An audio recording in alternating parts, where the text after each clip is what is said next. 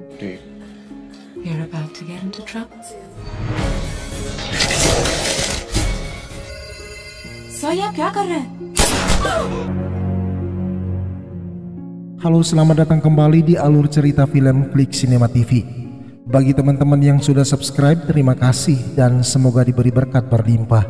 Nah, di video kali ini Mimin akan menceritakan sebuah alur film India yang berjudul Adegan Sara. Pemeran utama dalam film ini yakni Bipasa Basu sebagai Simi, Nil Nitin Mukesh sebagai Rei, Sophie Chanduria sebagai Sophia, dan Rahul Dev sebagai Kapten. Oke, tanpa berlama-lama kita masuk saja ke alur ceritanya.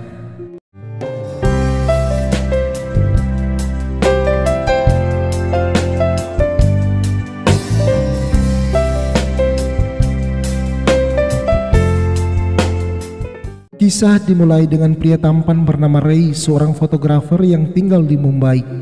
Namun sayang sekali Ray hidup miskin karena karirnya sebagai fotografer kurang sukses.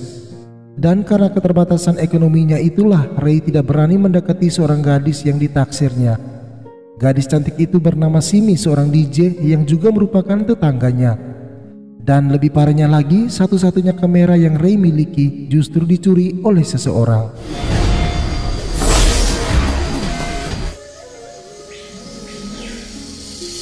Sejak saat itu Ray menjadi pengangguran karena ada beberapa perusahaan secara sepihak memutuskan hubungan kerjasama dengannya. Hingga di suatu kesempatan ketika Ray dalam perjalanan, dia seakan mengingat kembali kenangan bersama almarhum kakeknya. Karena itu Ray memutuskan ke sebuah sungai tempat di mana dia mendapatkan banyak wejangan sambil menaburkan abu jenazah kakeknya. Dan diketahui kakek Ray bernama Dr. Animesh Joshi yang berprofesi sebagai ilmuwan. Kemudian saat pulang ke rumah, Ray mengambil sebuah kapal mainan yang menurut sang kakek terdapat begitu banyak rahasia di dalamnya. Dari dalam kapal itu, dia menemukan sebuah kunci dan selembar foto bangunan kuno. Lantas Ray langsung bergegas menuju ke bangunan tersebut. Di hadapan pria itu, Ray menunjukkan kuncinya sambil memperkenalkan diri dan kakeknya. Setelah melihat beberapa dokumen, pria tua tersebut membawa Ray ke sebuah ruangan yang merupakan tempat penyimpanan barang-barang berharga.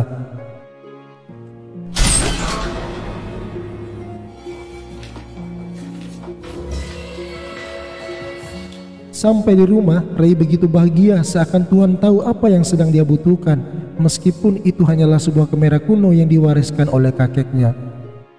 Di sana Ray sejenak bingung untuk mengoperasikan kamera tersebut, dan ternyata kamera itu hanya bisa berfungsi ketika diatur pada tanggal-tanggal setelah hari ini. Karena penasaran, Ray coba memotret seekor burung peliharaan dan beberapa anak yang sedang bermain di jalanan. Esok hari, tepatnya di tanggal 6 Juni ketika Ray sedang membuat minuman, dia seakan heran ketika melihat burung peliharaannya sedang bersama seekor burung yang lain. Dan lebih anehnya lagi, hasil cetakan yang dia potret kemarin persis sama dengan apa yang barusan dia lihat. Tidak hanya itu, hal yang sama juga terjadi dengan aktivitas anak-anak di bawah sana. Ternyata kamera itu sangat canggih karena bisa meramalkan kejadian di masa depan, di mana jika Ray memotret sesuatu dengan kamera canggih itu, maka ketika dicetak hasilnya adalah foto objek yang dipotret di masa yang akan datang. Lebih canggih lagi, Ray bisa mengatur tanggal untuk memotret sebuah objek, dan jika dicetak maka hasilnya adalah sebuah kejadian di masa depan sesuai dengan tanggal yang telah dia atur. Untuk membuktikan kecanggihan kamera tersebut, Ray memotret beberapa momen termasuk seorang anak bersama ibunya dan juga Simi, wanita dambaannya. Dari hasil cetakan, Ray sejenak tersenyum dengan ramalan masa depan dari beberapa objek yang dia foto. Namun dia begitu terkejut ketika melihat hasil cetakan foto Simi dan seorang anak bersama ibunya yang tercetak jelas bertanggal 7 Juni. Esok hari di tanggal 7 Juni, Ray mendatangi sebuah wahana yang terdapat roller coaster. Dan anehnya di tempat itu Ray bertemu dengan seorang anak bersama ibunya yang sama persis di foto tersebut. Lalu dia mendekati mereka. Di sana Ray meminta mereka mengurungkan niat untuk menaiki roller coaster, namun ibu itu justru menolak. Bahkan Ray juga sempat beradu mulut dengan para petugas, dan karena tidak bisa meyakinkan mereka, maka inilah yang terjadi.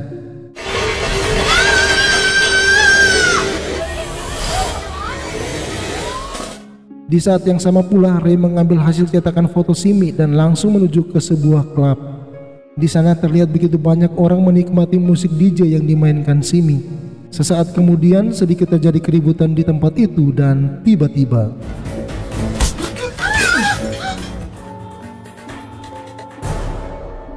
saat pulang, Ray menawarkan diri membantu Simi untuk mengantar barangnya ke dalam mobil.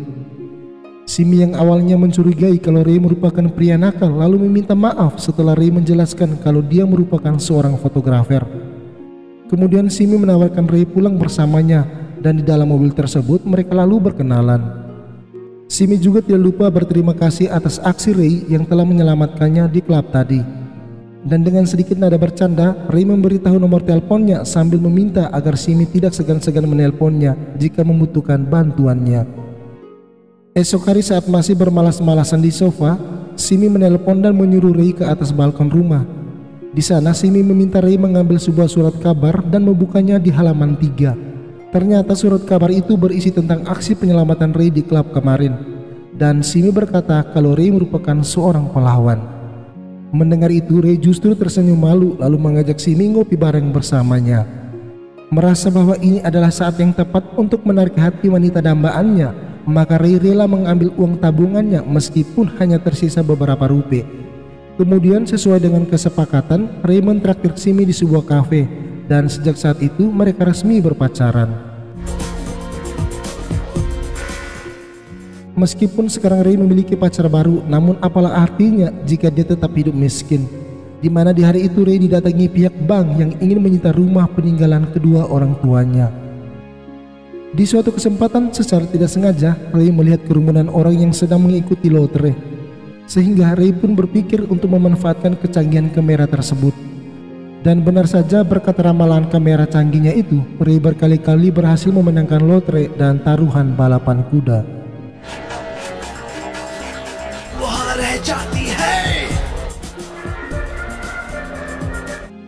Sampai suatu malam, Ray mendatangi rumahnya Simi.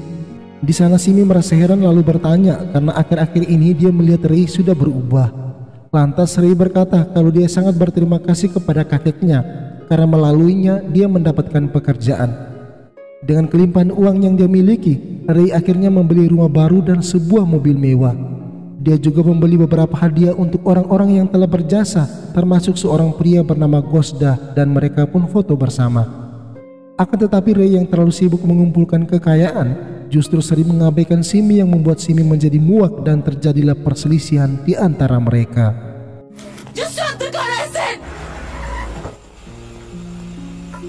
Di suatu malam Ray kembali mengunjungi Simi di rumahnya. Di sana dia meminta maaf atas kesibukannya selama ini. Dan untuk membuktikan ketulusan cintanya, Ray akhirnya melamar Simi lalu mengajaknya menikah. Namun Simi meminta Ray bersabar karena dia juga sudah menaikkan kontrak membuat album rekaman. I love you too. Di saat itu juga Ray sangat terkejut ketika mendapat kabar kalau Gosda telah meninggal. Lantas dia langsung menuju ke rumah lalu memeriksa foto. Dan ternyata hasil cetakan fotonya berwarna hitam. Awalnya Ray masih tidak percaya dan mengambil hasil cetakan lainnya. Namun hasilnya tetap sama. Sehingga Ray pun berpikir bahwa foto kosong dan berwarna hitam menandakan kematian. Beberapa bulan berlalu di suatu kesempatan, secara kebetulan Ray bertemu dengan seorang gadis cantik dan seksi bernama Sofia. Di sana Sofia berkata bahwa akhir-akhir ini dia mendengar tentang perubahan yang dialami Ray. Merasa heran, Ray pun bertanya, namun Sofia tidak ingin memberitahu padanya. Di saat sedang asik ngobrol, tiba-tiba Simi menelpon. Terdengar Simi agak kesal karena Ray tidak sekalipun mengingat kalau hari ini merupakan hari pertama rekamannya.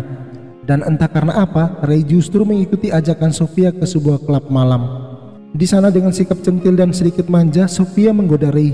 Namun Ray sedikit pun tidak tertarik dengan godaan tersebut. Dan selang beberapa saat kemudian, tiba-tiba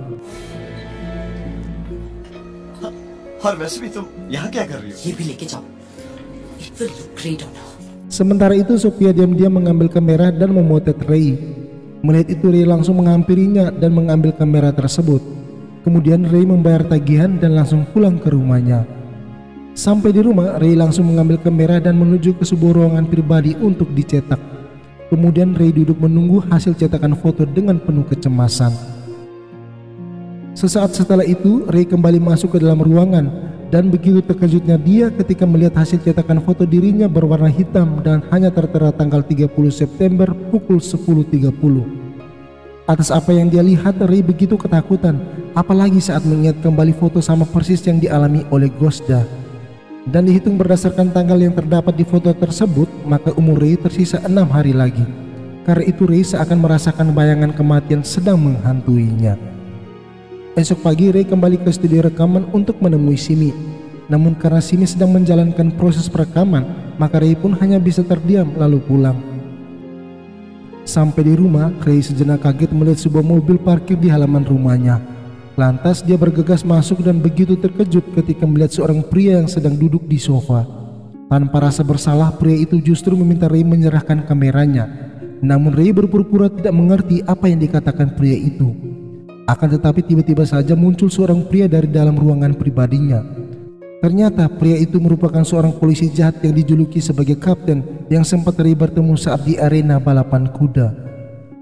Akan tetapi ketika Ray mengingat-ingat sosok pria itu, tiba-tiba kapten menembak mati pria yang duduk di sofa yang membuat Ray menjadi sangat ketakutan.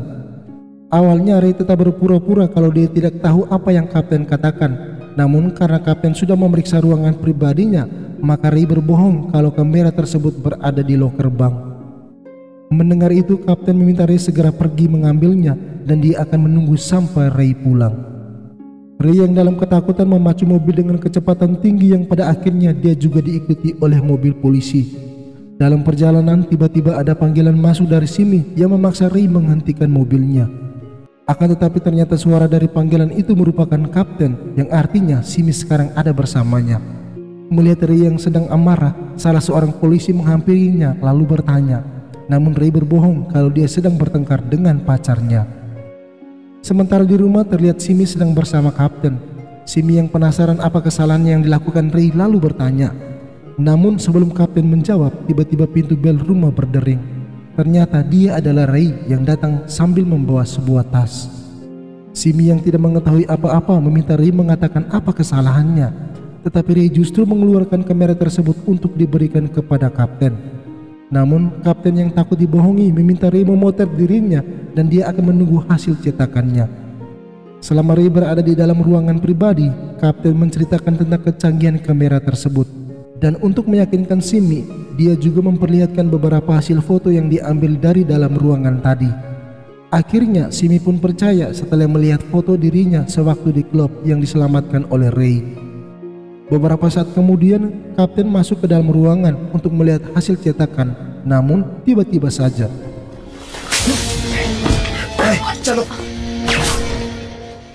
di malam itu mereka nginap di sebuah hotel. Di sana Ray akhirnya jujur dan menjelaskan tentang kecanggihan kamera warisan kakeknya. Mendengar cerita tersebut membuat Simi menjadi marah.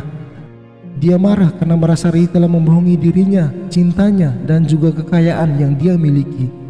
Ray yang merasa bersalah tidak bisa berbicara banyak lalu mengeluarkan 3 lembar foto berwarna hitam dari dalam tas. Di foto pertama Ray berkata kalau itu adalah foto almarhum kakeknya. Di foto yang kedua merupakan foto milik Gosda yang dia potret sebelum meninggal. Dan di foto ketiga adalah foto dirinya yang dipotret oleh Sofia sewaktu di klub. Dan hal ini pertanda kematian. Mendengar itu Simi langsung lemas tak percaya. Dan dengan mata berkaca-kaca dia menghampiri Ray sambil meminta agar mereka bersama-sama mencari cara untuk menghentikan hal itu. Namun Ray hanya menggeleng sambil berkata kalau mungkin inilah takdir yang harus dia terima. Dan entah apa yang akan terjadi pada dirinya, dia tidak akan membiarkan kapten iblis itu memiliki kamera ini. Kemudian Simi mengambil kamera lalu memotret Ray untuk mencari tahu apa yang akan terjadi. Namun karena sudah larut malam, Ray meminta mereka segera tidur dan akan dilanjutkan esok hari. Keesokan hari, tepatnya 4 hari lagi, Simi kembali memotret Ray sambil mengatur waktu sampai tanggal 29 September. Beberapa saat kemudian Ray keluar dari studio foto dan inilah hasil cetakannya.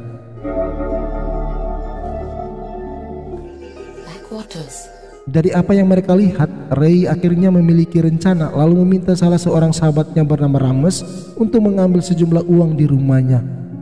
Setelah itu mereka lalu berpamitan karena Ray dan Simi akan pergi ke Thailand. Namun ketika mereka sedang melakukan check-in tanpa Ray ketahui ternyata Rames telah meninggal yang dibunuh oleh kapten. Ketika dalam pesawat, tiba-tiba ada seorang anak melewati lorong itu dan secara sengaja menepuk Ray. Melihat itu, Ray seakan teringat dan memeriksa beberapa foto. Salah satu foto terlihat jelas anak itu bersama Kapten. Ternyata foto tersebut sama persis dengan apa yang dia lihat sekarang. Dan itu artinya Kapten juga berada di pesawat yang sama dengan mereka. Esok pagi, tepatnya 3 hari lagi ketika pesawat landing, Ray dan Simi langsung bergegas pergi dari situ menggunakan sebuah taksi. Tak lama berselang, Kapten yang sudah bekerja sama dengan salah seorang polisi Thailand meminta untuk melacak nomor plat mobil taksi yang ditumpangi Ray dan Simi. Dalam perjalanan, supir taksi yang diketahui bernama Murli ingin mengantar mereka ke sebuah hotel dan menawarkan diri untuk membantu mereka sambil memberikan kontak personnya. Di sisi lain, dengan keahliannya sebagai polisi, Kapten berhasil melacak hotel tempat Ray dan Simi nginap. Di sana, Kapten yang menyamar sebagai petugas hotel lalu menjebak Ray, dan inilah yang terjadi. Listen to me!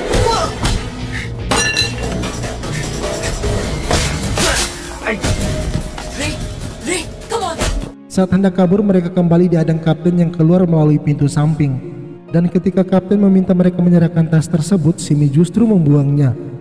Berbekal petunjuk foto yang mereka bawa, Simi lalu mendorong Ray dan dia juga langsung lompat dari atas. Namun untungnya mereka jatuh persis ke dalam sebuah kolam renang. Setelah berhasil kabur, mereka justru dihampiri sebuah mobil. Ternyata yang mengendarai mobil tersebut adalah Sofia. Dan diketahui Sofia sebenarnya adalah agen rahasia polisi yang ditugaskan untuk menyelidiki kamera ajaib milik Ray. Jadi sebenarnya pemerintah India diam-diam sudah mengetahui penemuan rahasia Dr. Animesh 5 tahun yang lalu. Dan karena Dr. Animesh meninggal, maka proses penyelidikannya ditutup. Namun ketika pemerintah melihat berita di koran tentang penyelamatan Ray sewaktu di klub, maka kasus tersebut dibuka lagi. Di sana Sofia pun meminta Ray jangan khawatir karena saat ini dia akan aman bersamanya. Dia juga meyakinkan Ray bahwa esok pagi salah seorang penyidik senior bernama Puri akan membawa mereka pulang ke India dengan aman. Di malam itu mereka bertiga nginap bersama di sebuah rumah. Nah, dari sanalah Ray tahu bahwa Ramesh sahabatnya telah dibunuh oleh Kapten. Esok pagi, tepatnya 2 hari lagi, ketika mereka sedang berbincang-bincang, tiba-tiba terdengar bel pintu rumah. Dan pria itu adalah Puri, penyidik senior yang pernah diceritakan Sofia. Tetapi celakanya, ternyata Puri juga tergiur dengan kamera ajaib tersebut. Karena itu Puri meminta Ray menyerahkan kameranya dengan alasan akan sangat berguna bagi kemajuan negara India. Namun Ray merasa tidak yakin dan berkata kalau dia akan menyerahkan kamera ini secara resmi di hadapan pers ketika mereka aman tiba di India. Mendengar itu Puri menjadi marah dan ketika dia mengambil pistolnya, Sofia langsung melarang, namun dia justru ditembak mati. Di saat Simi dan Ray dalam ketidakberdayaan, tiba-tiba saja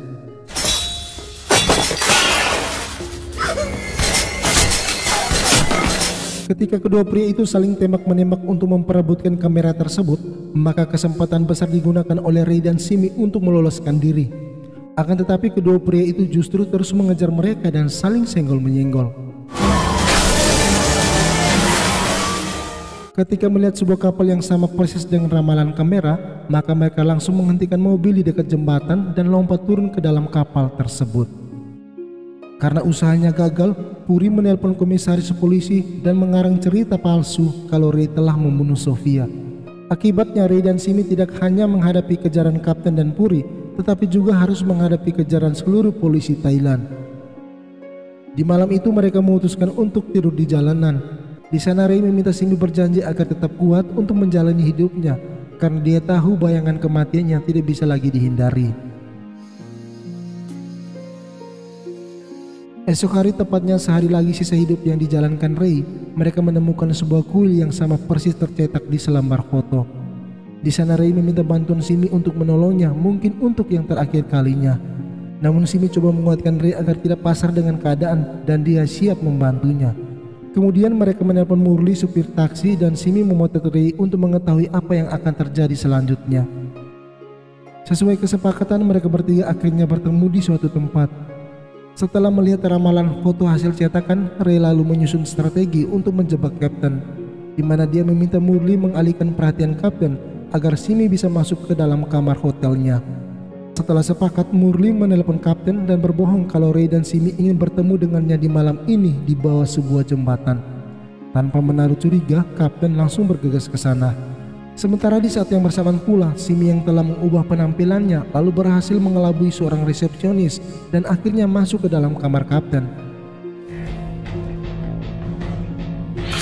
Sesaat kemudian Ray pun masuk ke dalam kamar tersebut. Di sana Ray meminta Simi segera pergi dan memotret kapten saat dia kembali ke hotel.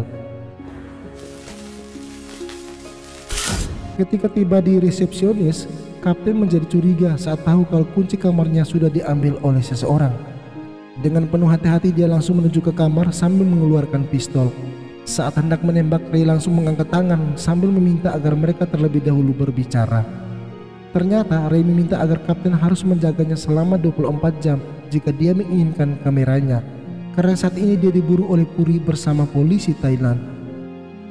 Meskipun awalnya kapten menolak, namun karena dia sangat berambisi untuk mendapatkan kamera, maka dia pun menerima tawaran tersebut. Di sisi lain, Puri yang sudah mengetahui keberadaan Ray lalu mengatur strategi untuk menangkapnya. Sementara itu, salah seorang polisi yang sudah bekerja sama dengan kapten lalu melaporkan kepada kapten soal rencana tersebut. Mendengar itu, Ray bersama kapten langsung kabur dan berhasil mengelabui mereka. 10 jam lagi ketika Simi keluar dari studio foto, dia begitu terkejut saat melihat hasil cetakan foto kalau dirinya ditangkap polisi Thailand. Karena itu dia meminta Murli membawanya menjauh dari tempat itu. Di sisi lain, Puri ternyata berada di kantor polisi dan sedang memperhatikan pergerakan Simi lewat CCTV. Malam hari, Simi yang menyadari kalau dia pasti akan ditangkap polisi lalu memberikan sebuah kotak kepada Murli. Sesaat kemudian ketika Ray dan kapten melintasi tempat itu, Ray sangat terkejut ketika melihat Murli sudah tidak bernyawa. Dari saku celana, Ray menemukan sebuah kotak. Ternyata kotak itu berisi cincin dan di baliknya ada selembar foto. Kapten yang melihat itu langsung menelpon polisi yang menangkap Simi untuk bernegosiasi. Sementara itu ternyata Simi sudah ditangkap dan kamera canggih tersebut juga sudah berada di tangan Puri. Agar tidak ada yang mengetahui persekongkolan mereka, Puri meminta polisi tersebut menembak semua rekannya. Di saat polisi itu menjalankan aksinya, tiba-tiba Simi merampas pistol dari Puri dan langsung mengancamnya. Nah, kesempatan itu dimanfaatkan Simi untuk kabur dari sana. Namun tiba-tiba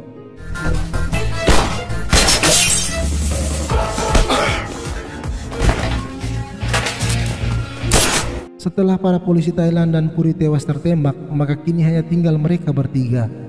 Dan menurut ramalan kamera, kalau di malam itu merupakan malam kematian Ray, maka Ray memeluk kekasihnya untuk yang terakhir kalinya. Kemudian sesuai kesepakatan, kapten ingin Ray memberi kamera tersebut, namun tiba-tiba